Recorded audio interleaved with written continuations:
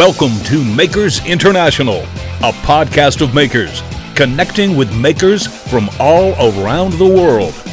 Here's your hosts, Jamie Page, Chris Cute, and now, Richard Morley. Hello. Good morning, good afternoon, good evening, good night, good times, whatever time it is, wherever you are listening. Joins me, as always, Mr. Chris Cute. Hello. And Mr. Jamie Page. How y'all doing? Hey. We've been chatting for a couple of minutes before going on tonight, but what are you guys up to at the moment before we kind of go into the normal routine stuff? Because we haven't really spoken this week because we've all been busy, presumably. No, not really. Spent most of the week on that couch behind me because I came down with a really bad cold. So yeah, just now getting back on my feet, Connor. So I haven't been doing much. Oh. Making and clearing up. That's about what I've been doing. Yeah, all right. Pity party in 3, 2, 1. All right, let's move on.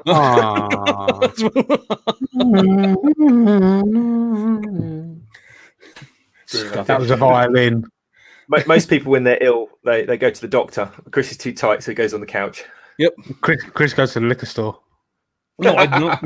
Actually, you know what? This is the second beer I've had all week. I'm not lying. So I was sick. Yeah. You know, there's times when you go to the doctor when you don't know what's wrong with you, and then there's times when you got a virus, and what's the point? I'm not going to go pay a doctor to tell me something I already know. Yeah. That makes perfect sense.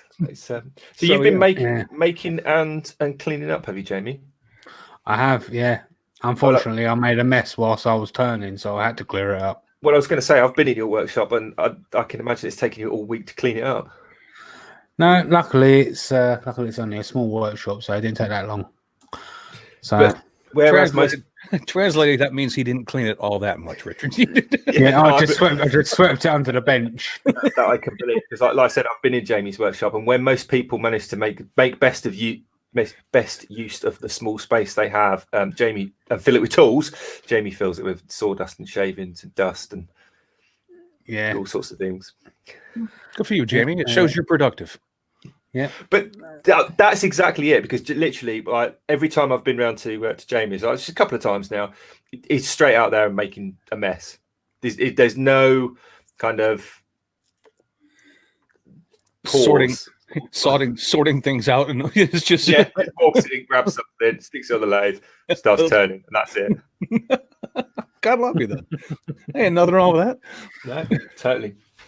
Yeah. Totally. What have you been doing, Mr. I've had a few makey things. I've been kind of stirring the pot a little bit on Instagram and make a few little kind of drilling guides and jigs, but I'm kind of getting into tool making at the moment.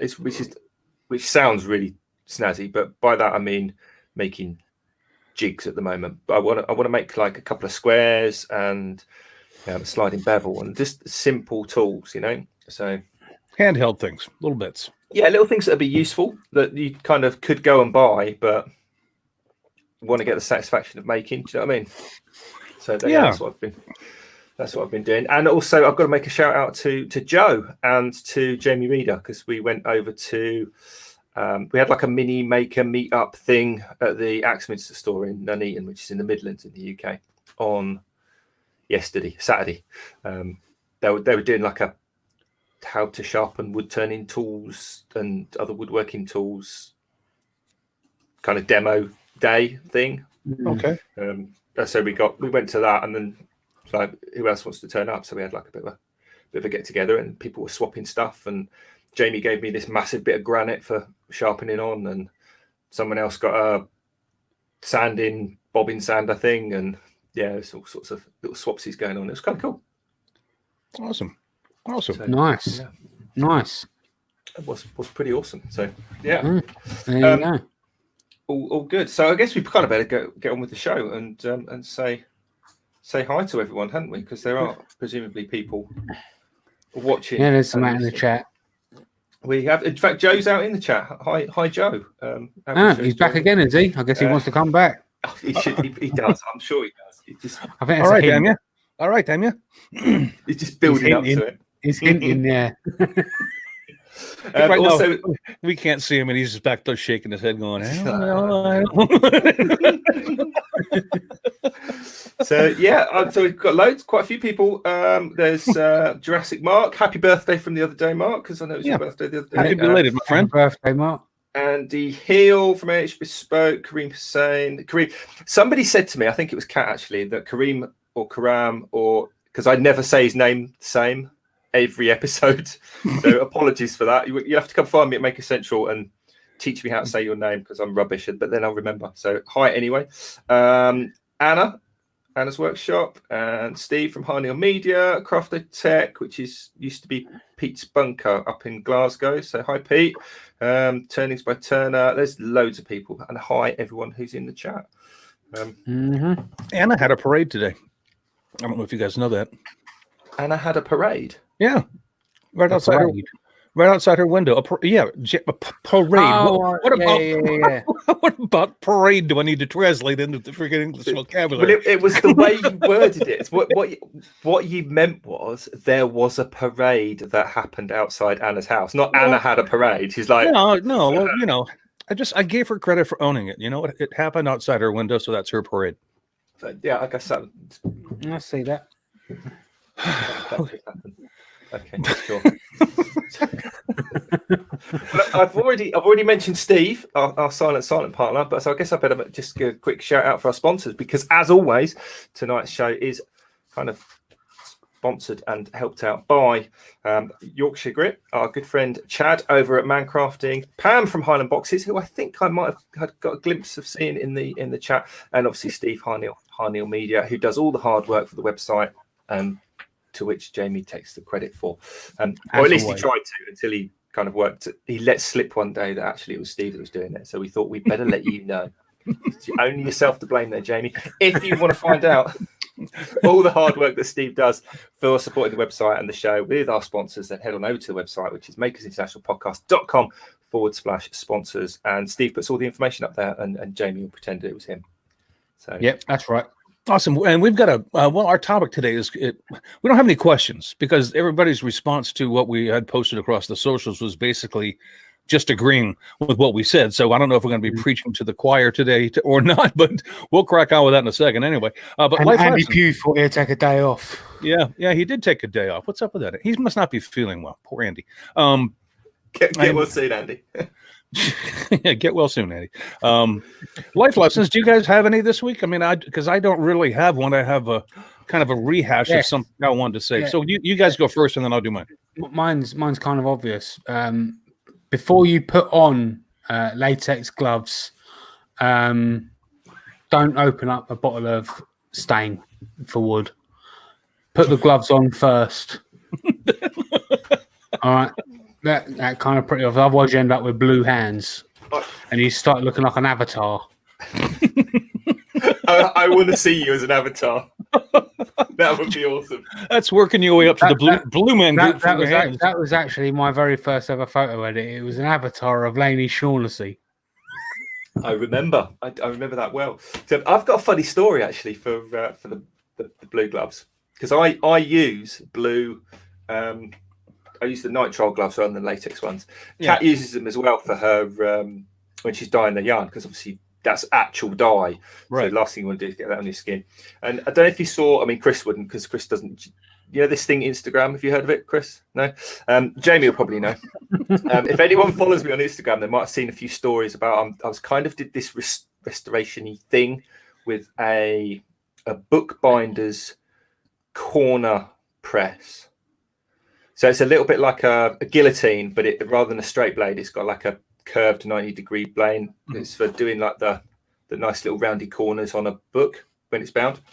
And I got it cheap on Facebook, and it was bogging. And I took it apart and cleaned it, and I put it back together. And I'm not joking. This thing was so rusty on the bottom. It was like a 1/4 inch thick. You know when rust goes like fuzzy, like honeycomby, like inside a crunchy bar? It was like that. It was all flaky and horrible. And I just bought 2 boxes of gloves because I'd used the last ones up. I didn't bother putting them on, did I? So I'm there stripping all this rust and goodness and grease of this 100-year-old contraption. I was absolutely caked in grease. Right. And then I looked over, and there's these 2 gleaming boxes of gloves. I basically did what Jamie did. Oh no! Yeah.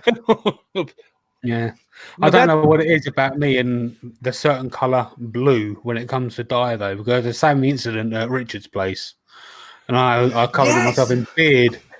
Well, this gets back to see this is actually a really good segue, because I wanted to go from this into what I think we missed last week, and it's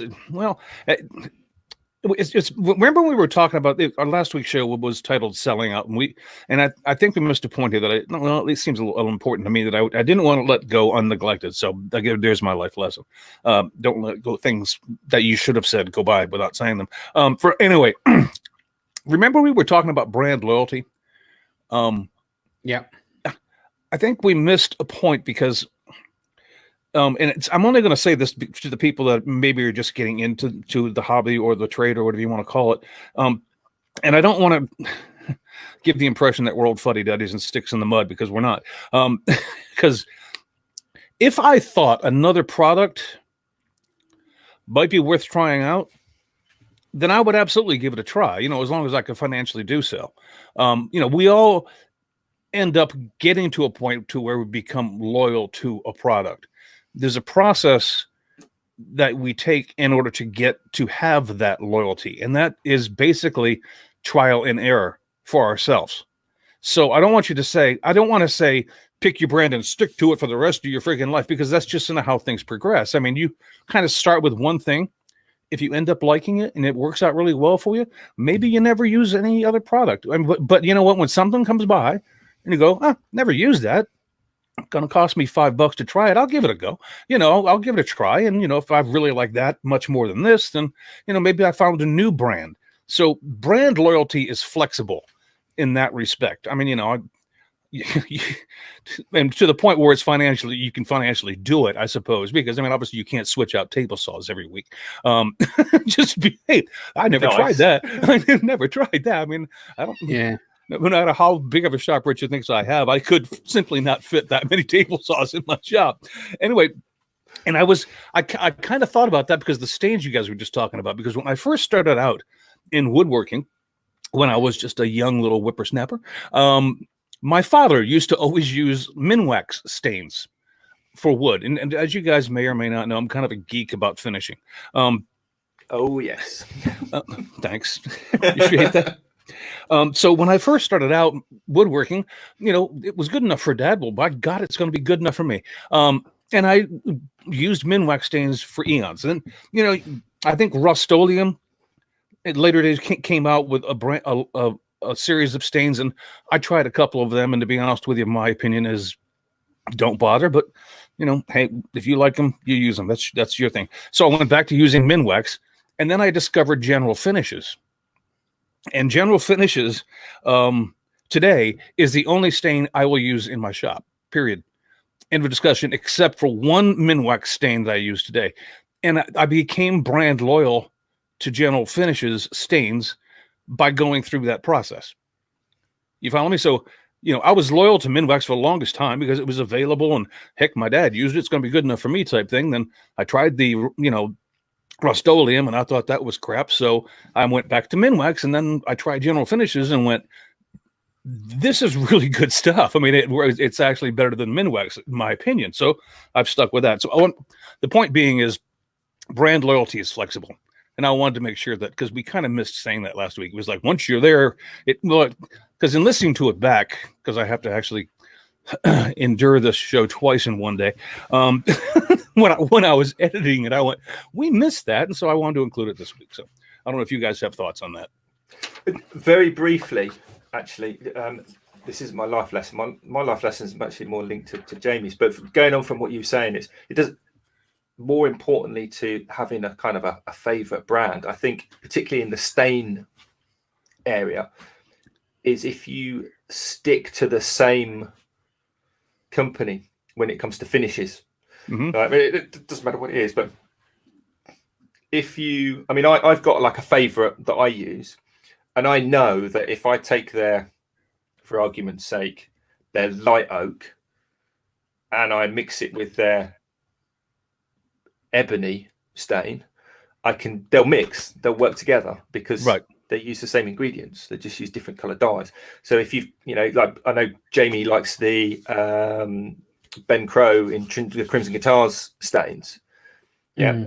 Chances are Ben uses the same base ingredients, but he puts red dye in one and blue dye in another. So you could mix the two together and they would be compatible. Same with the waxes. All these things can be kind of mixed together. Plus, they all come from the same place. So if you've got to order it over the internet, you pay one load of postage. Or if you've got to go to the store and pick it up, you've only got one trip to one store. So it saves in other ways as well. Time. Being, into one kind of ballpark. But yeah, and that a lot of it can vary from product to product too. I mean, you have fallbacks that just over time you learn these things. I mean, it's not something you write a book about and try to share with the entire world. It's just experience that you have, your own personal experience with this product works with this better than this product works with that. So I'm going to use what I've learned works with that, better. And that's all, we're all talking woodworking right now. It could be, you can take that lesson for what it's worth for whatever your craft happens to be. But, once you get to where you're happy, go be happy, but don't put blinders on is I guess what I'm saying. Yeah. And I thought we missed that last week. Definitely worth revisiting that one. Yeah. So my life lesson, there was a segue from Jamie's to me, and then actually from what you were saying from you to me, and I've completely missed it. That's it. Don't touch your phone. Don't touch your phone after you've touched your fingers in rust. Yeah. That wasn't my what? If you got rusty fingers, don't touch your phone. Yeah, it's the whole. Where you can edit your videos. Yeah, if you're slicing jalapenos, don't scratch your eyes. That's just not a good thing. It's just not a good call. Or elsewhere, for that matter. I think they're trying to deliberately make me forget. But my life lesson for this week was actually going to be: never underestimate a good pair of socks. No, seriously, because you know how Kat's into all her knitting and crocheting. And she knitted me the most amazing pair of socks. They fit. She literally made them, and as she's making them, like try it on so it fits around the toe, and then when she gets to the heel, make it a bit short, make it a bit longer. But whilst we were away the other week, I went into a store and I found in their sale section, marked down from about £12 a pair to £1 a pair, £1 for their real wool with they're all natural fibers, really nice socks. They're so comfy and they make the world of difference when you're out and about and on your feet. Seriously, never underestimate. Yep. Decent pair of socks. Okay. You'll thank me. You will. Well, Chris won't because he spends a week on the couch. But any normal human being that spends their week vertical, you'll thank me at the end of it. That's just so unfair. But whatever. That's fine. Is that it? Is that the show done now? Should we make it to the end yet? No, I just want to know when we can make this an R-rated show so I can say what I think more often. in about 50 minutes. Because I do have a habit of talking like a trucker, and I don't normally hold back. Breaker. Well, after 20 years in broadcasting, you think I'd be used to it, but I'm sorry, I'm not. All right. What today's topic? And Jamie, I believe this was your idea, so maybe you should introduce it. Yeah. So I saw a few people around the interwebs talking about starting YouTube channels and how to get into it and what sort of equipment they're going to need and blah blah blah. And the truth of the matter is all you really need is your cell phone. You don't need no fancy equipment, no DSLRs or laptops or any of that sort of stuff. I mean, yes, it's good to have them and it's easier to do the things, but you don't need them. There's plenty of people out there in the community that did and still do edit and record on their cell phones. So yeah, that's basically where it come from. You don't need a big budget, Right. if any budget really, to record videos and get into YouTube. I did this earlier today just because I knew this was going to be our topic. How do I highlight myself to everybody? Can I do that? Is it possible? Yes. There we go. See, now you don't have to look at Richard and Jamie. You're welcome. You're welcome. Anyway, let me show you this. I'm going to show you my. Do you feel a bit left out now, Jamie? Good. You should. No, not really. Hold on. He can't see me giving him the bird. That's fine. I don't really want to see that anyway. This was my first setup when I started shooting YouTube videos, and I used this for well over a year and a half. And this is the exact products that I use too. And you can get them today. I went back and checked on Amazon. I used a 60-inch tripod that cost me $27, and I had to put an attachment on it that would hold my cell phone that cost me $7. So my total investment for starting a YouTube channel and operating it for over a year and a half was $34. So you see what I'm saying? It doesn't take all these fancy DSLRs and different computers and things of that nature. It just takes. I mean, my investment was $34. I mean, that's what it cost me to run a YouTube channel. Now, after you do it for a while, it's just some things just become a little bit of an annoyance. And so therefore you may want to step up to something a little different, just because, zooming in with a cell phone and zooming out was more of a pain in the butt than it was kind of worth for me. So that's when I went out and bought a camcorder. And I think Jamie has the exact camcorder that I started it out with too. Yeah, I'm still using it now. And I actually bought two of them. I mean, I'll show you what it is. It's nothing big. By the way, this is the same tripod that I just showed you. I still have it. But I went out and bought a Canon because let's be honest, the new iPhones and things of that nature don't have the input plug for an exterior microphone anymore on them. But the camera is a gem. The camera's quality. But if you want, I work in my shop, I get a lot of echo. So I really need to have a microphone very close to me so I don't have to talk that loud so don't get annoyed with that echo. And this actually helped. And this is just a camcorder from Canon. And it's got, inputs on the side of it for microphones, headphones, all sorts of things. And I think this sells for, Jamie, do you remember what that thing is worth? I mean, I think you can get one in the UK for about £200, which is about $260, something like that. Yeah, at the time I was shooting videos at least once every week. And so doing it that often, it was worth the investment. I mean, and I didn't mind having it because it gave me better zoom features and, I was able to zoom out, zoom up, down. They just made things easier, but I didn't need that. I just got tired of the hassle. That's the reason why I upgraded. Yeah.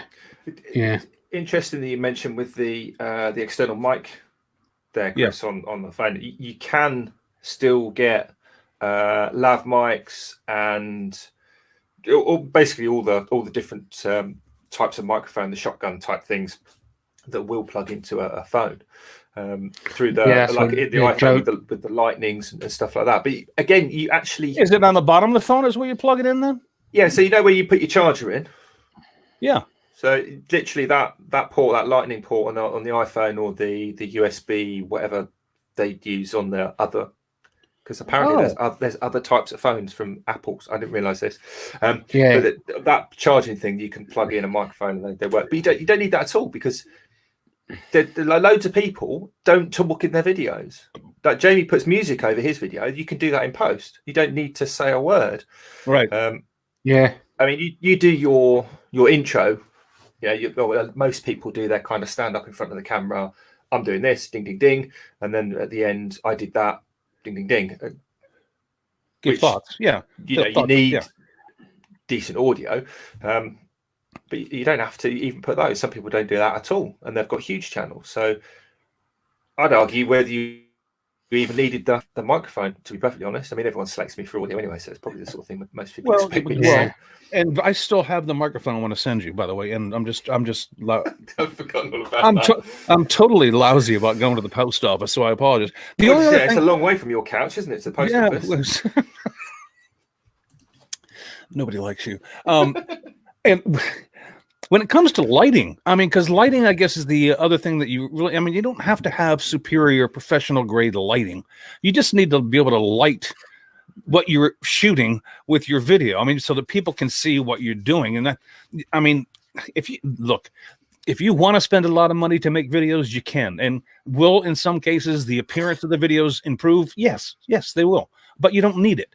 I mean, in order for lighting in my shop, I went out and bought those. I don't know, those little clip-on worky lights that are, they're about this big and they got a little clip on the end of them. You put a bulb in it and it lights up. I went and bought like 3 of those for when I was shooting videos for like the first 2 years. I was using those because they worked perfectly. I mean, because I have a habit, because I have overhead lighting in my shop. And when I shoot a video, like at my beginning or intro, I get a shadow over my entire face so people can't see me. So I needed something that I could hit my face head on with, so I wouldn't look like Darth Vader in every video that I did. So I went out and bought a $5 clip-on lampy from Home Depot, put a bulb in it, problem solved. I mean, you don't have to spend a ton of money. Yeah, I mean, like with you've got the tripod there. I think when I started, I didn't even have a tripod, because I started my channel with an old Samsung phone. It was the old Galaxy S3.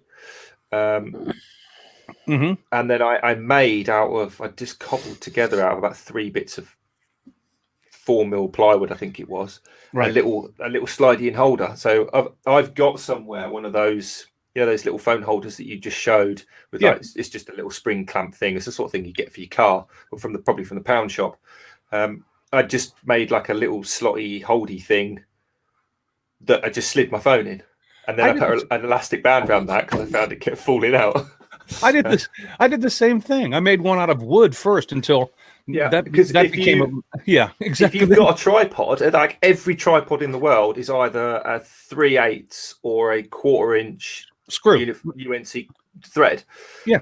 So if you get a 1/4 20 or a 3/8 20, I think it is, thread bolt, you can actually cut a thread into a bit of hardwood, glue that onto your bit of cobbled together thing, and then actually screw that into the tripod like you would a normal camera. Right. So I think, and you don't even need to do that, because before I even got a tripod, I think I just bolted that to a spring clamp.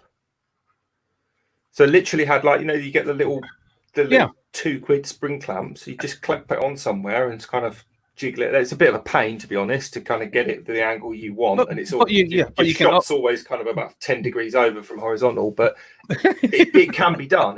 Can be done, and you can fix that in post too. But I mean, the initial investment to actually shoot a video doesn't require a DSLR, an expensive shotgun mic, high-tech lighting. It really doesn't. I mean, Joe had mentioned this out in the chat, and it's kind of a reiteration of what I had said earlier, but I'll reinforce it once again, is if you really want to make your videos look good, make sure your lighting is good. And your video will look 10%, 20% to 50% better, depending on your situation. So if you've got your lighting good, and you're using, like today's phones, the cameras on these things are pretty much equivalent to a DSLR. They aren't a DSLR, but they are freaking crystal clear, and so that you can shoot really, really good video. Now, back when I was doing it, I had an old, I think it was like an iPhone 3. I mean, it was so the thing was ancient, and the cameras on them weren't so great back then, but they have improved so much. I mean, the quality you can use just by probably most people already have one of these anyway. I mean, even though I'm not on Instagram, I do own this. I just don't happen to use it that much. I'm not sure if people know this as well, but with phones, you can actually change the settings of your camera so it can record in 4K, depending on what phone you've got as well. Samsung, so Android, iPhone, I mean, so it doesn't necessarily have to record in 1080. Right. So for however, say you can, if you are on a computer but all you've got is your phone to record, you can record for 1080, download them files, delete them, record another 1080. Let me ask you, maybe 4K, sorry. No, I'm sorry. I hate to interrupt, but I don't want to forget this. Maybe somebody out in the chat, or if one of you two knows, if you record in 1080, isn't playback on YouTube only in 720? Or do they actually play back in a 1080p? No, I think they give it it will upload in 1080, but it will give them the option in 720 as well. Yeah, so if you go to, like, obviously I'm on the, not obviously, but to me it's obvious because I'm looking at it, but I'm looking at the YouTube stream of this show at the moment. If I go into the little 3 dots in the corner, I can go I can watch tonight's show in 720, 480, 360, 240, or 144p. So it won't go to 1080. So this stream won't. But if you record a video and edit it, and you can record it in 4K, edit it in 4K, and upload a 4K video, and it will play in 4K with YouTube. So the higher the quality you record and edit and upload to, you then get all the lower options. So, for example, if you only upload in 720, which is what we're doing now, probably because one of us' webcam is only 720. Streaming at 720, you can't go better than that. See, okay, then I'm just because I haven't looked at the settings on YouTube in like eons, obviously, but I knew at one point in time you could upload in 1080, but YouTube was only streaming back at 720. They've obviously upgraded their own software. Yeah, so now you can watch. And actually, when you look through your subscription feed or your video feed or whatever, it generally says, and there's like a little box around it that says, it's available in 4K. Oh, okay.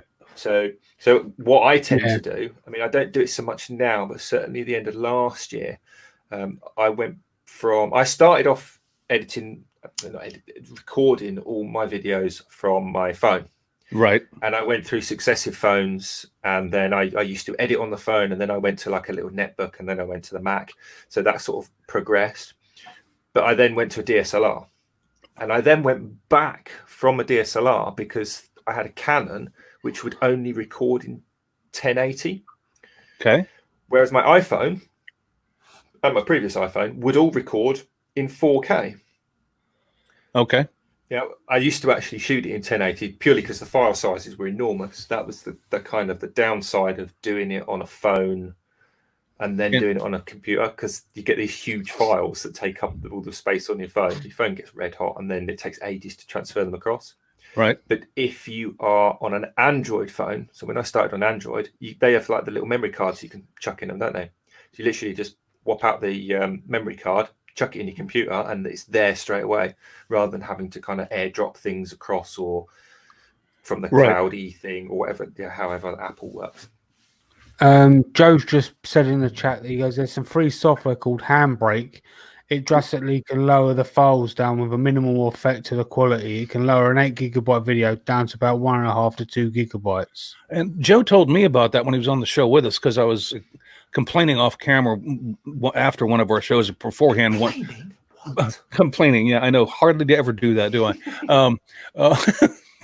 That it takes for ages for me to render an hour-long podcast on the computer I was using, and Joe turned me on to Handbrake and showed me how to use it. And it does work, but I didn't really see it as much of a time saver, because the time it took Handbrake to lower the file down to a size I could use, and then when I got it to the file size that was smaller, then upload it to YouTube, it basically encompassed the same amount of time for me.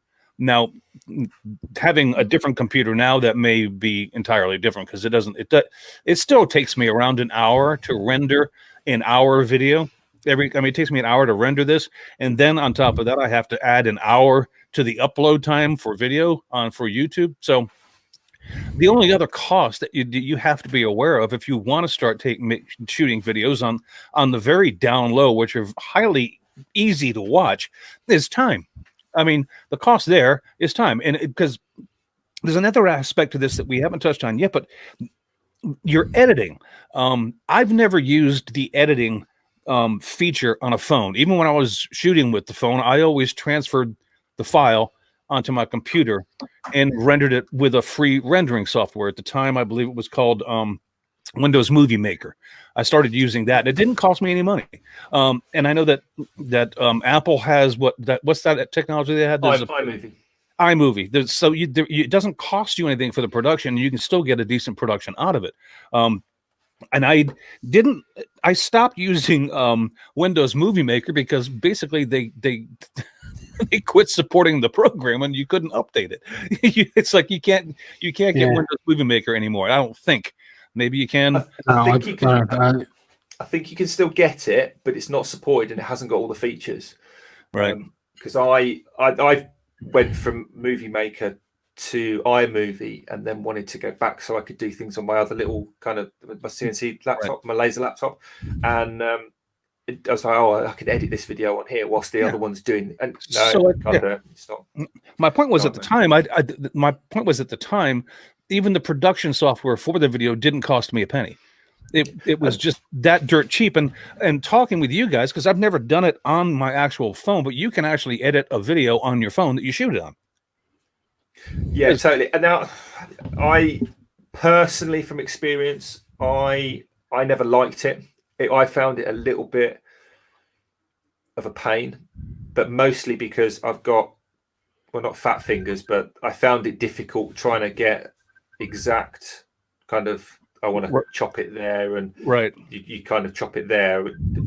It was just a bit clunky because of me, basically. But with styluses now, you get those like the pointy, really kind of fine point styluses that make it a lot easier.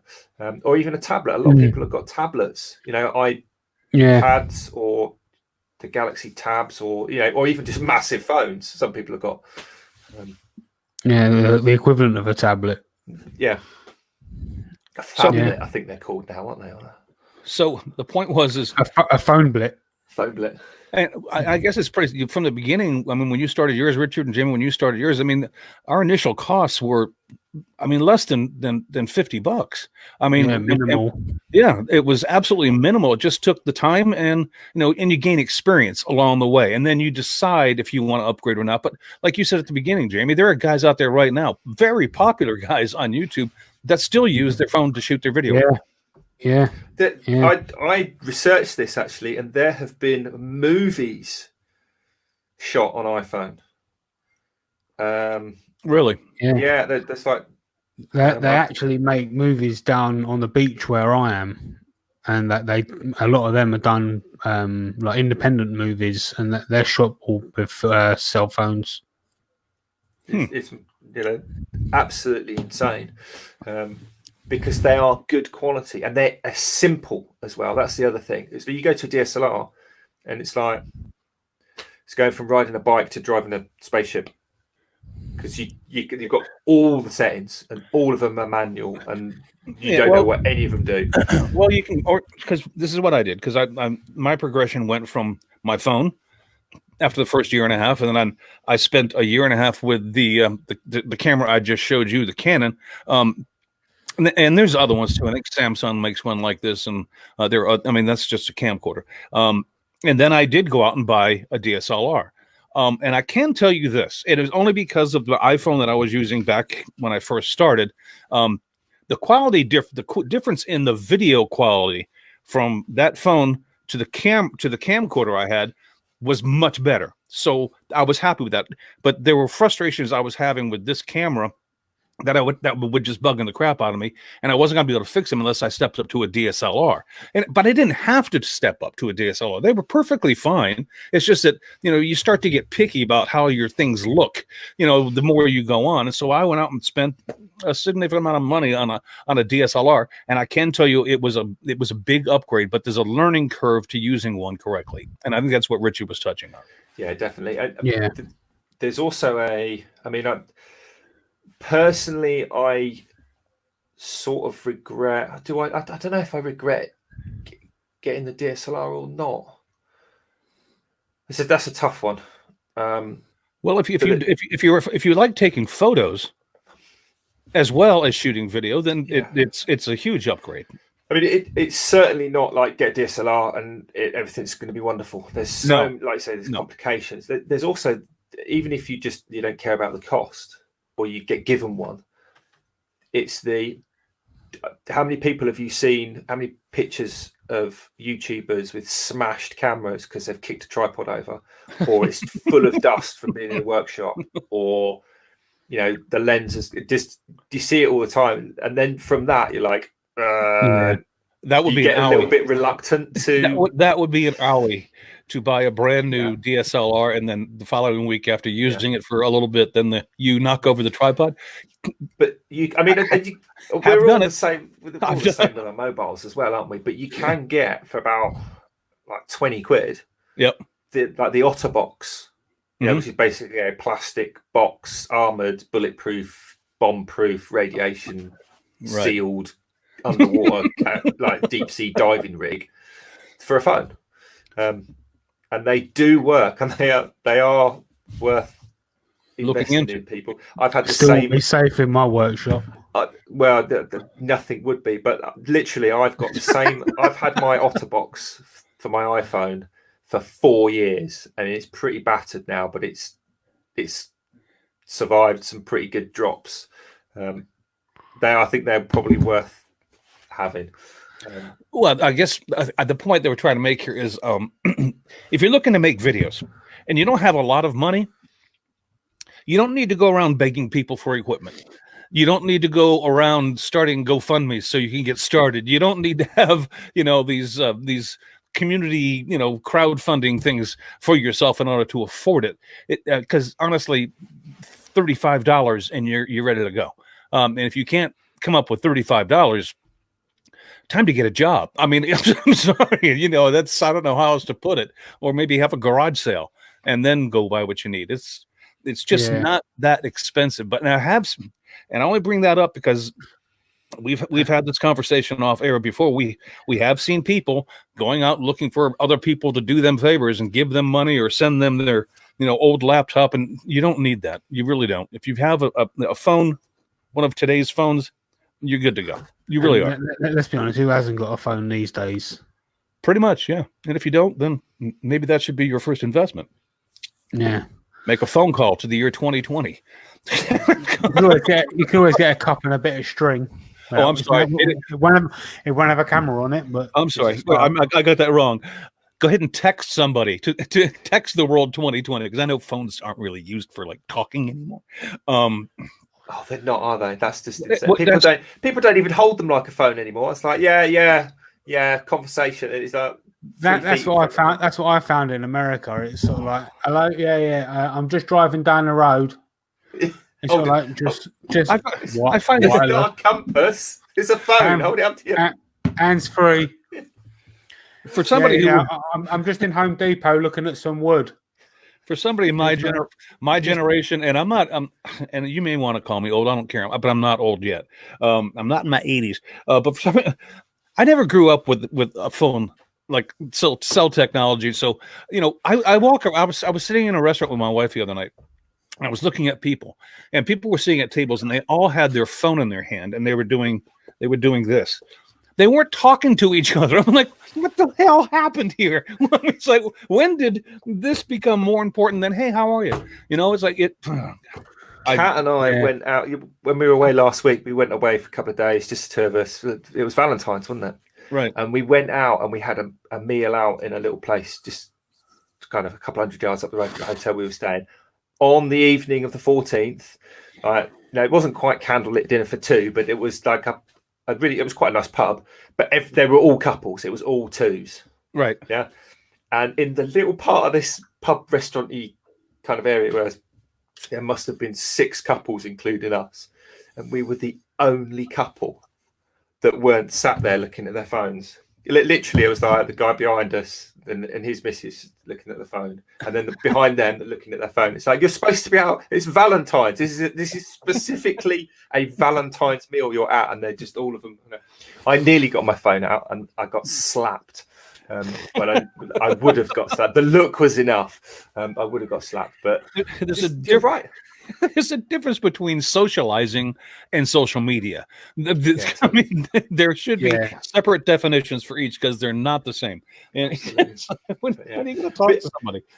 Do you presumably edit on the computer, Chris, when you're doing like the podcast? I always have. Always have. I've never used my phone or anything else. It's always been on my computer. When he puts a video out. Jamie, you've got life, dude. Let me. Anyway, you Jamie, you edit on the computer as well, don't you? Yes. So if there's anyone when I put a video out, when you, like every other day at the moment, you're currently doing pretty well on that aspect, Jamie. Keeping my watch later list well stacked. But if there's anyone out in hang on.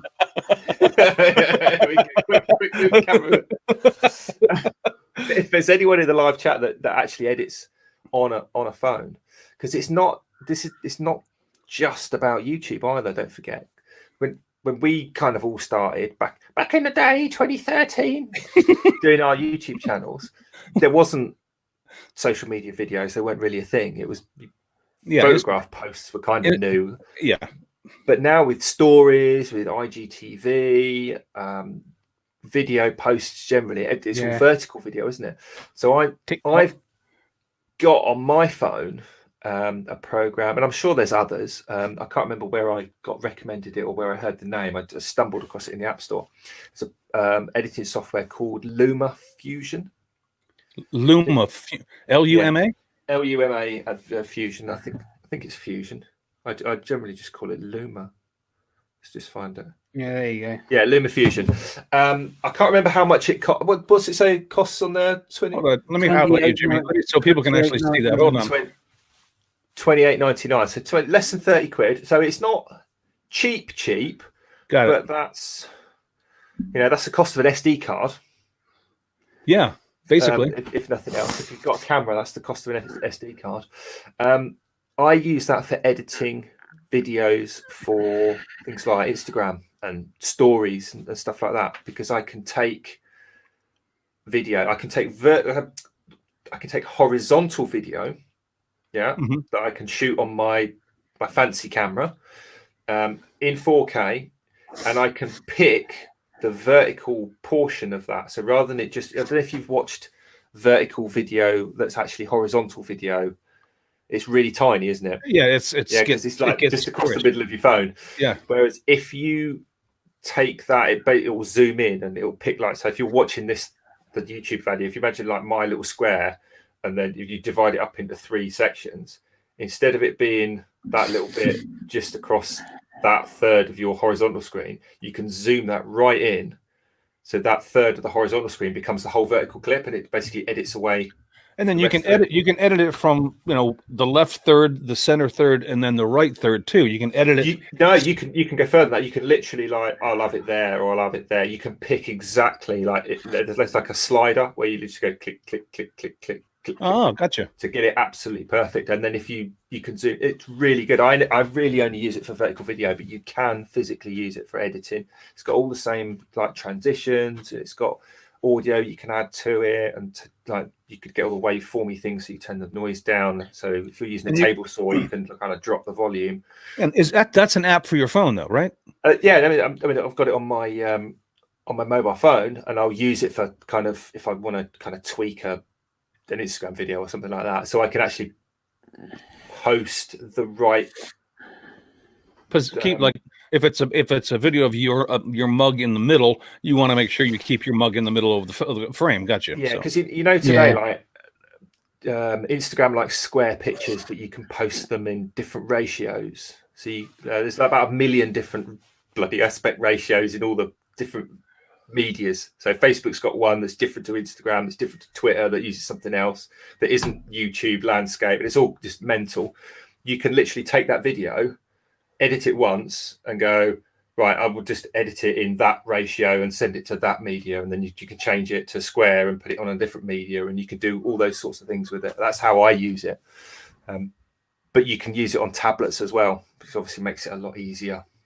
So if you've got one of these tablets with a pen, you can literally do like mouse click like you would on a computer, the exact point, right, to do like really cool edits. Well, the point being that everything is doable nowadays on the cheap, as long as massively. As long as if you've made the expense, and let's be honest, these things are not cheap nowadays. These cost a pretty penny. Now, sometimes you get one for free for signing up with a certain cell service. I mean, what I'm saying is most people have one anyway. So without enduring further expense, most things can be done very cheaply in order to get the quality that you really want. In many cases, it just takes maybe sometimes a little ingenuity, like Richard was talking about, making his own, phone holder for his tripod when he first got started. And I did the same thing. And it takes a little ingenuity and a little experience in doing it to where you start to get really good at it. So it's like anything else. You're not going to start something and become an expert at the beginning. I don't care how much money you spend. You're just not. You need the experience. And you need sometimes a little ingenuity on how I'm going to go about it. Because if you're in a weird spot of your shop, but you really want your shop, but you really want this shot, and it's not well lit, well, then you got to figure out a clever way to get it well lit. And that's the ingenuity part that I'm talking about. And that's and that's just comes by doing. And I know a couple of makers, and I'm not going to name names because I don't know if they get mad at me or not, but rather large ones too.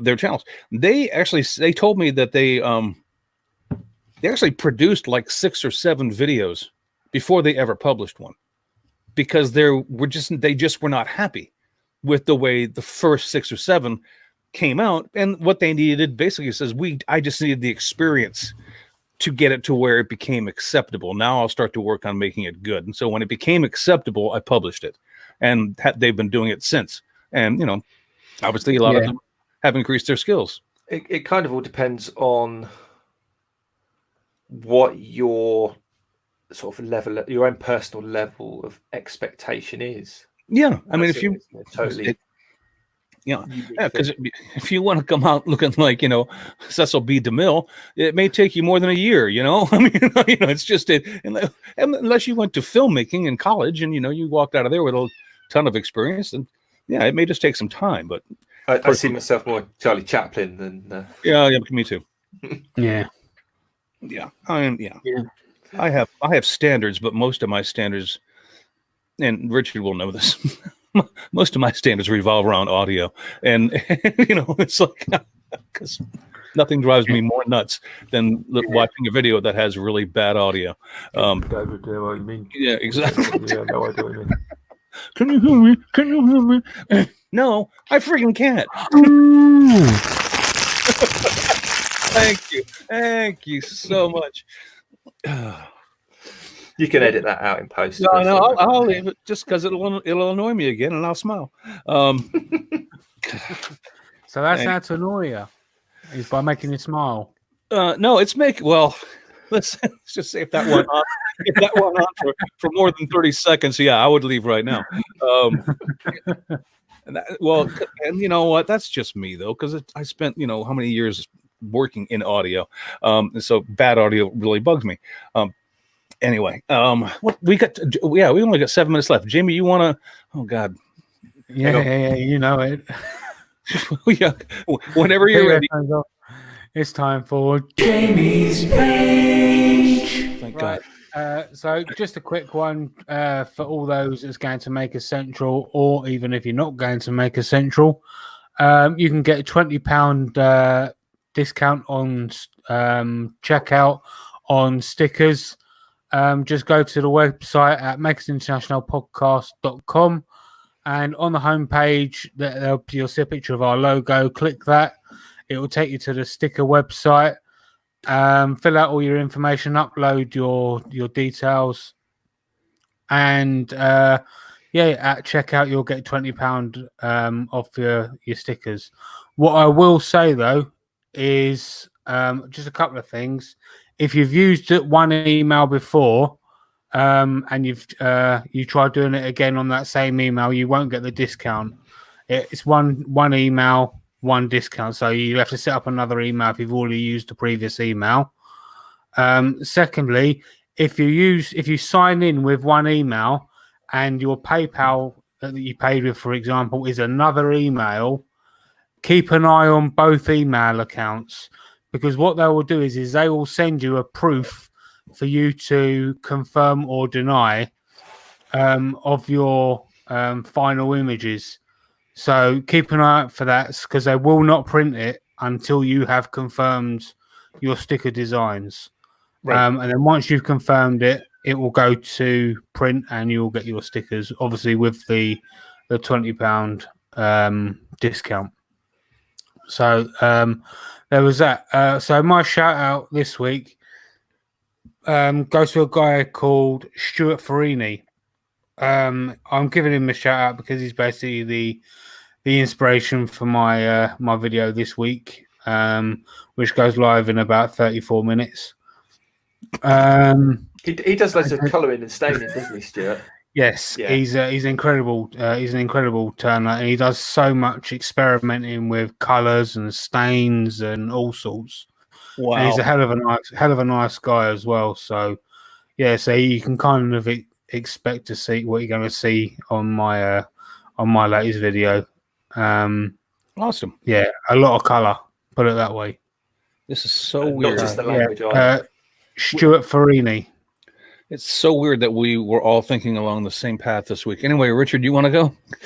Yeah, I found this this channel. It's called The Art of Boat Building, and the guy makes loads of tools. I think I mentioned at the start of the show I've been kind of going down the tool making-y sort of rabbit hole at the moment, and I stumbled on his channel because I was looking at making one kind of tool, and then I was looking at making another kind of tool, and he appeared in both of those searches. And he's a really nice channel. He explains everything really nicely. It starts off with like I've assembled a few bits and pieces, and he goes through like this nut, that bolt, this bit of wood, and all the rest of it. And yeah, but we're not talking about building, wood lathes or drill presses. We're talking about handheld, like jigs and things of that nature. Yeah, so it literally tools. So yeah, and tools as well. But I mean, jigs are tools. An awl, and he makes a marking gauge, and he makes a really cool pair of compass dividers for scribing with, and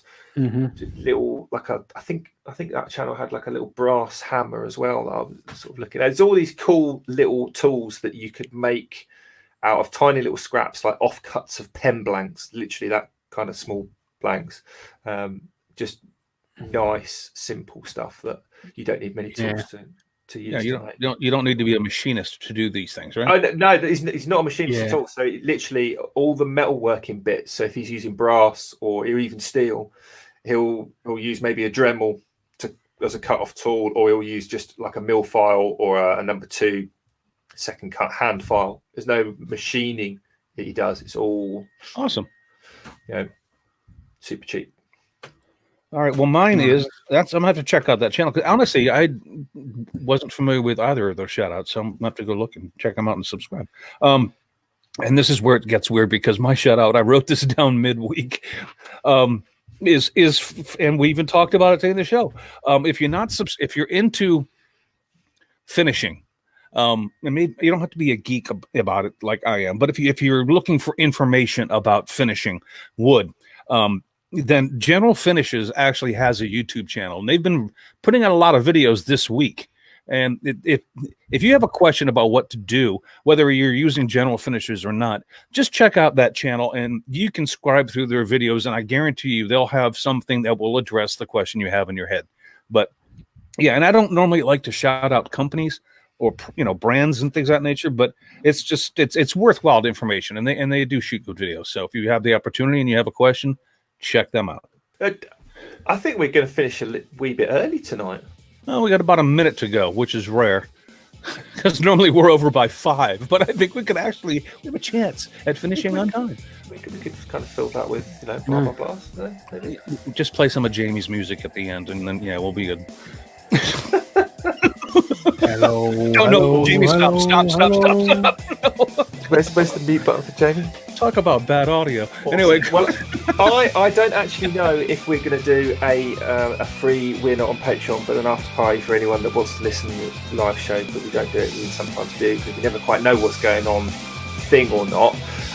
So I'll just wrap it up, and we'll see where it goes. So if you are still listening, thank you very much. Why? And if you're not, we'll say what we like about you, probably in the free winner on Patreon after party that we might or might not do. Who knows? But until next week, you all take care. have a great week, everybody. Take it easy, everyone.